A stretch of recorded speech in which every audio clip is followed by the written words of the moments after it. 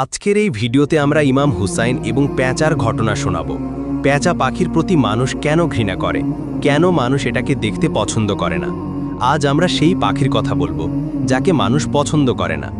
কেউ এই পাখিকে ঘরে বিপদ আনার পাখি বলে, আর কেউ এটাকে অপয়া বলে। আর সাথে আমরা আপনাদের এটাও বলবো যে এই পাখি সবসময় শুধু উচ্ছন্ন স্থানেই কেন থাকে এবং সবসময় দুঃখী কেন থাকে। দর্শকবৃন্দ, পেঁচা পাখিকে তো আপনারা নিজেদের জীবনে কখনো না কখনো নিশ্চয়ই দেখেছেন, আর এটাও শুনেছেন যে মানুষ এই পাখিকে ঘরে বিপদ আনার পাখি বলে, আর এটি সবসময় উচ্ছন্ন স্থানেই কেন থাকতে পছন্দ করে। এটা ভাবার বিষয়, আর আপনারাও নিশ্চয়ই এটা ভেবেছেন।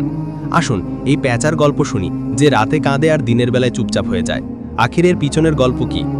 দর্শকবৃন্দ, রেবায়েতে আছে যে একবার একজন ব্যক্তি হজরত ইমাম জাফর সাদিক রাদিয়াল্লাহু তাআলা আনহুর খেদমতে হাজির হলো এবং বলল, হে ইমাম জাফর সাদিক, আপনি আমাকে বলুন যে এই পেঁচা নামের পাখি সবসময় উচ্ছন্ন স্থানেই কেন থাকতে পছন্দ করে এবং এই পাখি সবসময় দুঃখী দুঃখী কেন থাকে। এতে হজরত ইমাম জাফর সাদিক বললেন, হে ব্যক্তি, তুমি যেমন আজ এই পাখিকে দেখছো, এই পাখি সবসময় এমন ছিল না।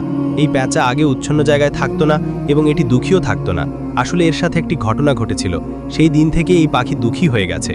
এটা শুনে সেই ব্যক্তি বলল, হে হাজরত, আমাকে বলুন এই পাখির সাথে কি ঘটেছিল। তখন হজরত ইমাম জাফর সাদিক রাদিয়াল্লাহু তাআলা আনহু বললেন, হে ব্যক্তি, এই পাখি হজরত মোহাম্মদ সাল্লাল্লাহু আলাইহি ওয়াসাল্লামের আলের প্রতি ভালোবাসা রাখে। এটি আগে উচ্ছন্ন জায়গায় থাকতো না, কিন্তু যখন থেকে কারবালার ঘটনা ঘটল তখন থেকে এই পাখি উচ্ছন্ন জায়গায় থাকতে শুরু করলো। যখন এই পাখি জানতে পারল যে হজরত ইমাম হুসাইন আলাইহিসসালাম কারবালায় তার পরিবারের সাথে অবস্থান করছেন, তখন এই পাখি ৯ মুহররমের রাতে কারবালার ময়দানে গিয়ে পৌঁছলো এবং গিয়ে হজরত ইমাম হুসাইন আলাইহিসসালামের কাছে আর্জি করল, হে ইমাম হুসাইন আলাইহিসসালাম, আমার জন্য কি আদেশ। তখন হজরত ইমাম হুসাইন আলাইহিসসালাম বললেন, হে পাখি, তুমি এখান থেকে চলে যাও, কারণ কাল এই ময়দানে হজরত মোহাম্মদ সাল্লাল্লাহু আলাইহি ওয়াসাল্লামের আলের সাথে যা হতে চলেছে তা তুমি দেখতে পারবে না, তুমি এটা সহ্য করতে পারবে না। এটা শুনে পেঁচা বলল, হে ইমাম হুসাইন আলাইহিসসালাম, আমি এখান থেকে কোথাও যাব না। যখন সেই পাখি জেদ করল তখন হজরত ইমাম হুসাইন আলাইহিসসালাম তাকে সেখানে থাকার অনুমতি দিলেন। তারপর এই পাখি কারবালায় যে ঘটনা ঘটল তা নিজের চোখে দেখল। যখন ইয়াজিদ হজরত ইমাম এবং তার সঙ্গীদের উপর অত্যাচার করল, তখন এই পেঁচা নিজের চোখে দেখল যখন হজরত ইমাম হুসাইন আলাইহিসসালামকে শহীদ করা হলো। এই দৃশ্য পেঁচা নিজের চোখে দেখল। ইমাম হুসাইন আলাইহিসসালামের দেহকে পদদলিত হতে এই পেঁচা নিজের চোখে দেখল। সেই দিনের পর এই পেঁচার মনে মানুষের প্রতি ঘৃণা বসে গেল, আর মানুষের উপর থেকে এই পাখির ভরসা উঠে গেল। তখন থেকে এই পাখি এমন উচ্ছন্ন জায়গায় থাকতে লাগলো যেখানে মানুষের ছায়াও তার কাছে না পড়ে।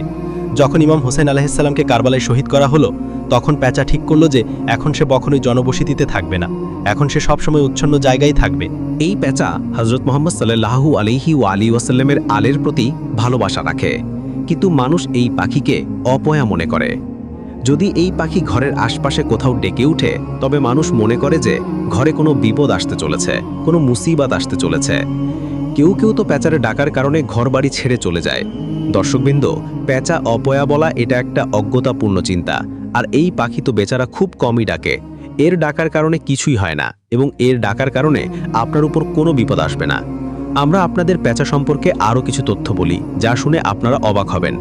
দুনিয়ায় প্রায় 250 প্রজাতির পেঁচা পাওয়া যায়, কিন্তু এদের পুরো জাতিকে দুটি প্রধান গোত্রে ভাগ করা হয়েছে, একটি বারন উল্লু এবং অন্যটি সাধারণ পেঁচা।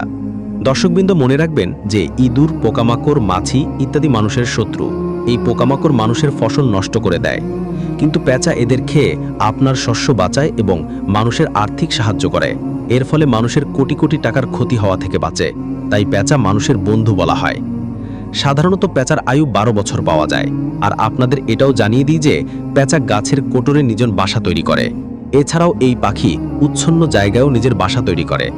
দর্শকবিন্দু, আরেকটি কথা আপনাদের জানিয়ে দিই যে অন্যান্য বিষয় ছাড়াও মানুষকে সম্বোধন করে লোকে এটাও বলে যে পেঁচার মতো চোখ দেখাচ্ছ, পেঁচার বাচ্চা না হলে এমন কথা বলে। যদিও পেঁচা তো নিজের চোখ ঘুরিয়ে ঘুরিয়ে দেখতেই পছন্দ করে, কিন্তু অন্য পাখিদের তুলনায় এর পালক খুব হালকা এবং নরম হয়। এর কারণে যখন এটি উড়ে তখন এর পাখা থেকে কোনো আওয়াজ হয় না। দর্শকবিন্দু, মনে রাখবেন যে বিভিন্ন দেশে পেঁচা সম্পর্কে ভিন্ন ভিন্ন বিশ্বাস পাওয়া যায়। যেমন ব্রিটেনে পেঁচার ডাকা বা কান্নার আওয়াজকে অপয়া মনে করা হয়। দক্ষিণ আফ্রিকায় পেঁচার আওয়াজকে মৃত্যুর লক্ষণ মনে করা হয়। কানাডায় 3 দিন ধরে পেঁচার ডাকাকে কারো মৃত্যুর লক্ষণ মনে করা হয়। আমেরিকায়ও বেশিরভাগ সময় পেঁচা দেখা অপয়া মনে করা হয়। চীনে পেঁচার ডাকাকে প্রতিবেশীর মৃত্যু মনে করা হয়। ইরানে পেঁচার ভালো আওয়াজকে সুখের লক্ষণ মনে করা হয় এবং কান্নার আওয়াজকে খারাপ খবর মনে করা হয়। তুরস্কেও বেশিরভাগ সময় পেঁচাকে অপয়া মনে করা হয়, কিন্তু সাদা পেঁচাকে শুভ মনে করা হয়। ভারতে পেঁচার ঘরে বসে ডাকা ভালো শগুন মনে করা হয় না, কিন্তু দীপাবলিতে ঘরের সমৃদ্ধি আনার জন্য পেঁচার বলি দেওয়া হয়।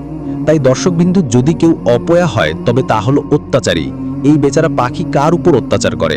এই বেচারা তো কারো কিছুই নষ্ট করে না, তবুও মানুষ এটাকে অপয়া মনে করে। তাই দর্শকবিন্দু, প্রতিটি সৃষ্টিকে আল্লাহ তাআলা সৃষ্টি করেছেন। এই ভিডিওটি অবশ্যই শেয়ার করবেন। আমাদের ভিডিও আপনাদের ভালো লেগে থাকলে এমন আরও ভিডিও দেখার জন্য আমাদের চ্যানেলটি সাবস্ক্রাইব করে রাখবেন। ধন্যবাদ সবাইকে।